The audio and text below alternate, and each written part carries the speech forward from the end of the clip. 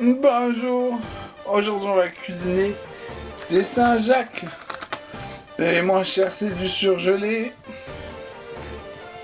J'en ai acheté 900 grammes. La recette sera pour 6.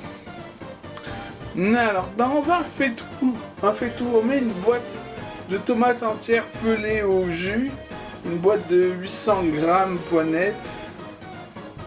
Avec une spatule, on coupe les tomates grossièrement. On met aussi 20 grammes d'ail haché, 280 grammes de courgettes épluchées et pépinées lavées.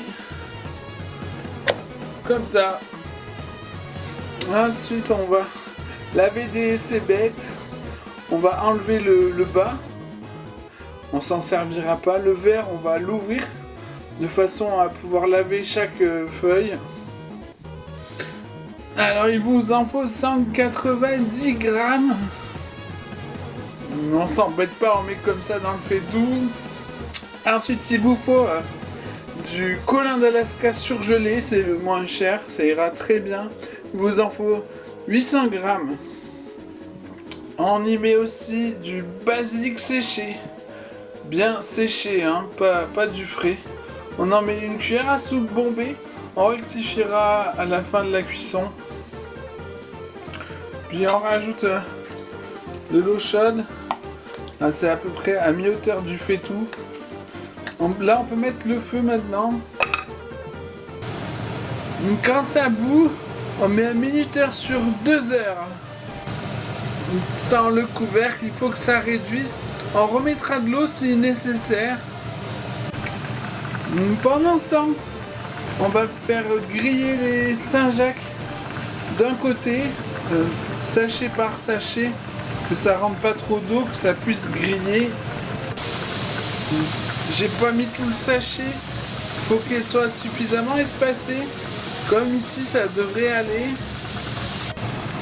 Donc c'est mieux avec un couvercle à trous pour pas se prendre des éclaboussures.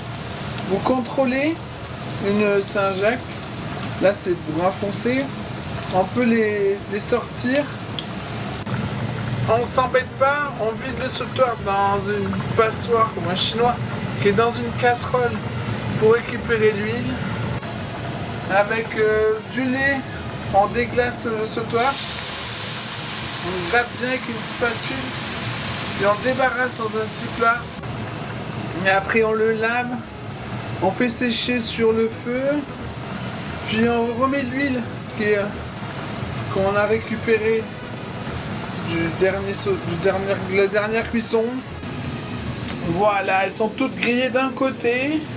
On prend le lait qu'on a déglacé les sucres avec, on le pèse, on ajoute de l'eau, il faut qu'il y en ait 1 kg à l'aide d'un mixeur plongeant.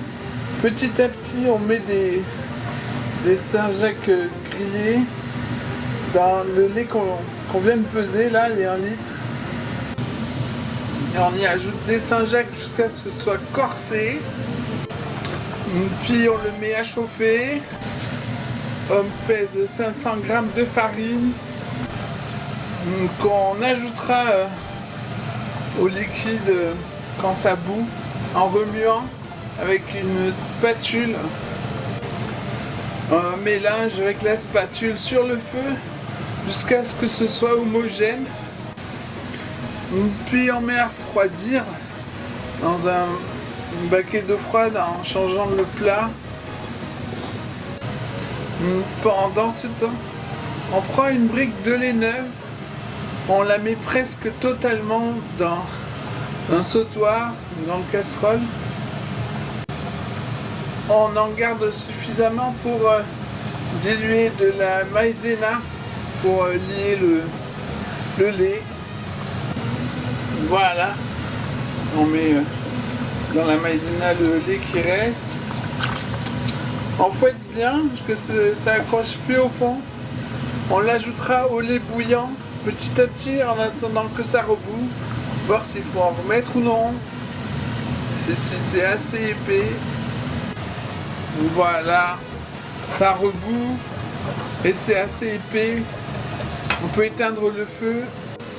Maintenant, on ajoute à la pâte des œufs, un par un avec une spatule.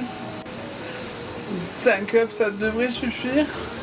On sale au goût, on en prend un tout petit peu pour goûter, pour voir. Voilà, c'est homogène, c'est salé, on poivre pas. On va venir saler la béchamel au goût, pareil.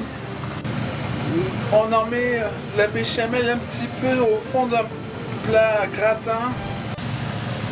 Bon, alors ça colle aux mains, hein, mais on peut rouler des quenelles néanmoins. On garnit bien le plat, bien serré, puis on vient napper du reste de béchamel. Voilà, maintenant on enfourne à 180 degrés, ventilé, départ à froid. Il me reste un peu de pâte. On la met au frigo, on verra plus tard. Alors la sauce elle est prête, ça fait 2 heures. Il faut vous arranger à ce qu'il y ait plus beaucoup d'eau, suffisamment pour que ça soit épais sans lier. En fin de cuisson, on mixe la sauce au plongeant, en salant, goûtant en même temps et en mélangeant, en mixant. Pas besoin de mettre plus de basilic, c'est bon. Non, on la change de plat, on la refroidit puis on la met au frigo. Pour la pâte en trop, avec 2 cuillères à café, on fait des petites quenelles. On essaye de les faire de taille identique. On les met sur un papier cuisson qui est sur la plaque noire du four. Voilà. On attend que les quenelles soient cuites pour le cuire. Alors c'est cuit quand ça a gonflé de partout et que c'est bien gratiné. Quand c'est chaud, on enfourne les quenelles, les petites. Alors on les sort quand c'est brun foncé de tous les côtés. Ça fera un joli décor.